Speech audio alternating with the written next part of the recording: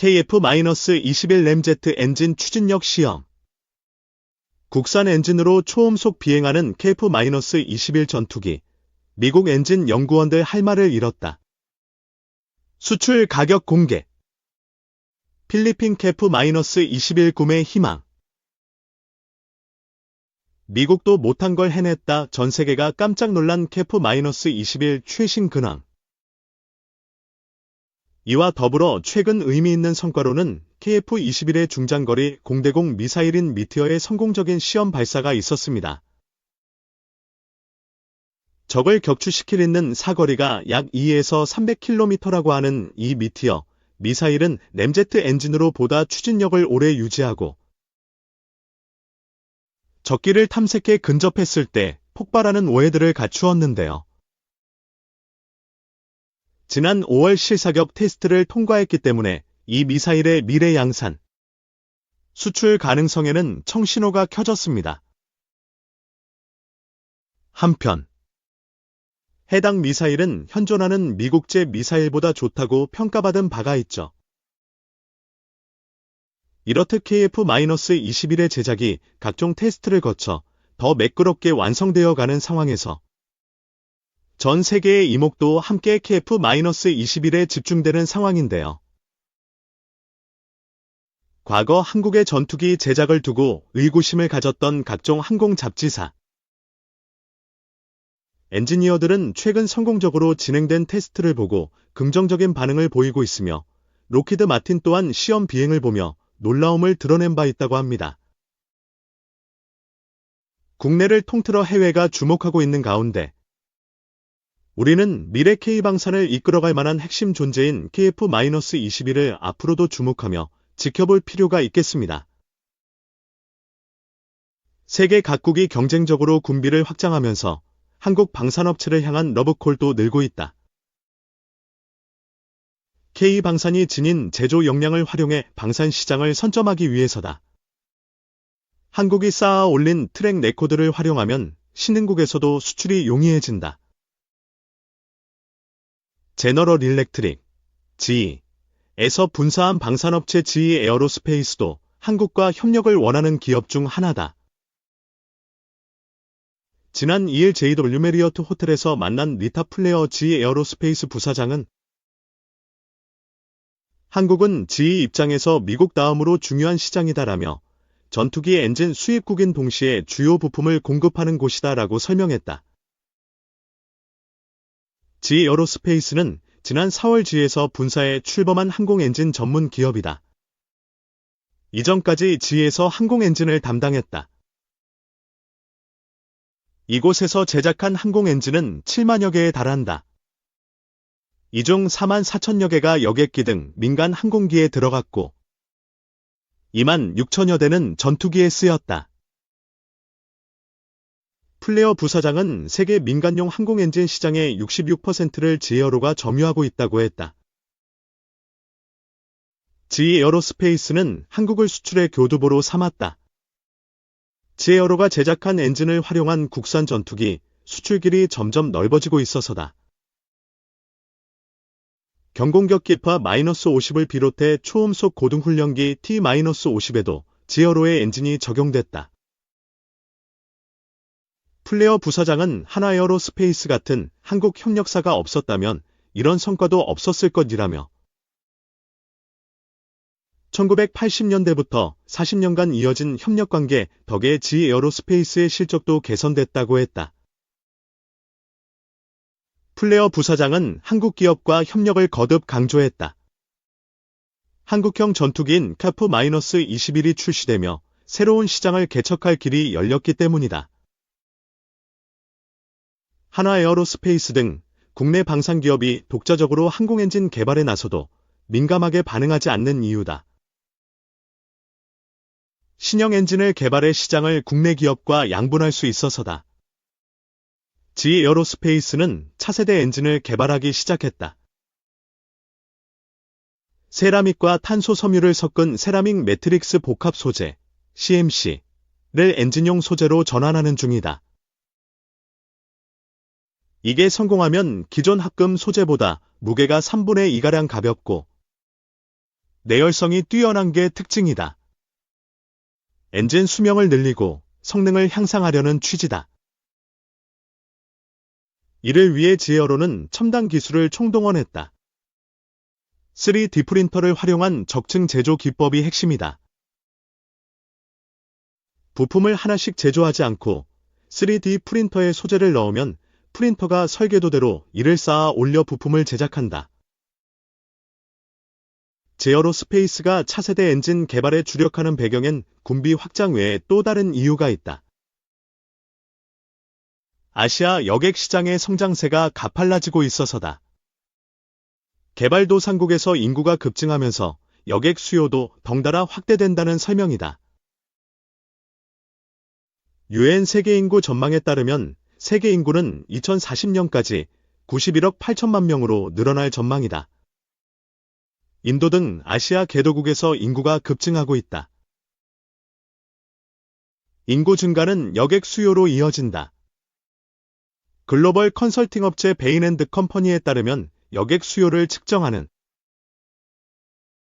유상 여객 킬로미터, RPK 유상 여객거리 킬로미터당 매출액 는 2030년까지 유럽에선 1% 증가하는 동안 아시아에서 55% 늘어날 전망이다.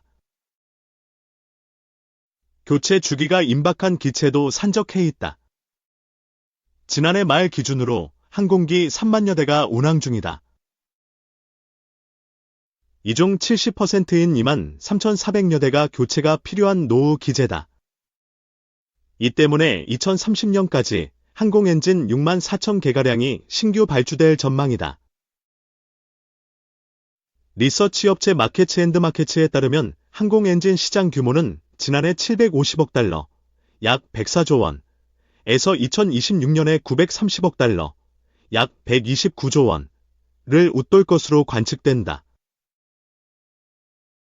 2. 비즈포인트 하나오션 장보고 3. 폴란드 수주전서 유리한 입지 차지할 듯. 최근 폴란드가 잠수함 사업 파트너를 모색하는 가운데 하나오션이 수주전에서 유리한 입지를 먼저 차지할 것으로 보인다. 3일 조선업계에 따르면 폴란드는 해군 현대화 사업의 일환으로 3조 원 규모의 보르카 프로젝트를 시행해 군용 잠수함 3척을 도입할 예정이다. 이에 따라 독일, 프랑스, 스웨덴, 스페인 등 각국의 기업들이 치열한 경쟁을 펼치는 가운데 업계에서는 하나오션의 장보고 2위가 오르카 프로젝트에 가장 적절한 성능을 갖췄다는 평가다. 일반 잠수함과 달리 군용 잠수함은 전시에 대비한 작전 능력과 각종 시스템들을 중요시하는데 장보고 3는 해당 요건들을 만족시킬 수 있기 때문이다. 먼저 군용 잠수함의 경우 적의 탐지 시스템을 피할 수 있도록 낮은 소음을 유지하는 기술이 필수적으로 요구된다. 장보고 3는 기존의 재래식 스팀 터빈 추진 방식이나 핵 추진 방식이 아닌 디젤 전기 추진 방식을 사용해 낮은 소음과 높은 에너지 효율을 보인다. 해당 방식은 잠수 시 배터리를 이용해 전기 모터를 구동하며 디젤 엔진이 꺼져 있기 때문에 기계 작동 소음과 진동이 크게 줄어든다는 장점이 있다. 폴란드의 방산 전문지 디펜스24는 장보고 3는 선체 설계 최적화, 비골착 프로펠러 사용, 내부 장비의 적절한 피팅 등으로 적은 소음 발생률을 보인다고 보도했다. 이 외에도 장보고 3는 장시간 장거리 작전 능력 또한 앞서간다는 평가다. 해당 잠수함은 공기 무료 추진 체계, AIP, 기술이 적용돼 공기 공급 없이도 장시간 잠수가 가능하다. 이에 따라 작전 지속성과 은밀성이 대폭 향상됐다는 분석이다. 또한 세계 두 번째로 리튬이온 전지를 탑재했다. 해당 전지는 기존 납축 전지보다 같은 공간 대비 더 많은 용량을 탑재 가능해 장보고 3의 자망거리를 160%, 최대 속도 자망 시간은 300%가량 연장했으며 수명도 2배로 늘어나 세계 최고 수준의 동력과 자망 시간을 갖추게 했다는 평가다. 장보고 삼는 폴란드가 요구하는 군용 잠수함에 맞게 높은 전투설비 역시 보유하고 있다. 음파 탐지기와 전투체계 등의 장비 130여 종을 국산화해 중국산 장비로 인한 보안 위험으로부터 벗어났으며 탄도 미사일과 순항 미사일 발사 시스템을 10개의 발사관으로 가동되는 수직 발사 장치, 브레스를 이용해 통합했다. 이는 잠수 중 미사일 발사 시 잠수함을 따로 상승시킬 필요가 없어 전투 시 유리한 고점을 먼저 확보할 수 있다는 의미를 가진다. 업계 관계자는 장보고 삼는 군용으로 운용되기에 가장 최적의 설비를 갖춘 잠수함기라며 세계 최고 수준의 기술력이 집약된 해당 잠수함으로 폴란드에 이어 캐나다 수주전에서도 높은 영향력을 발휘하길 기대한다고 말했다. 3. 한조선 인력난의 불확실성 커져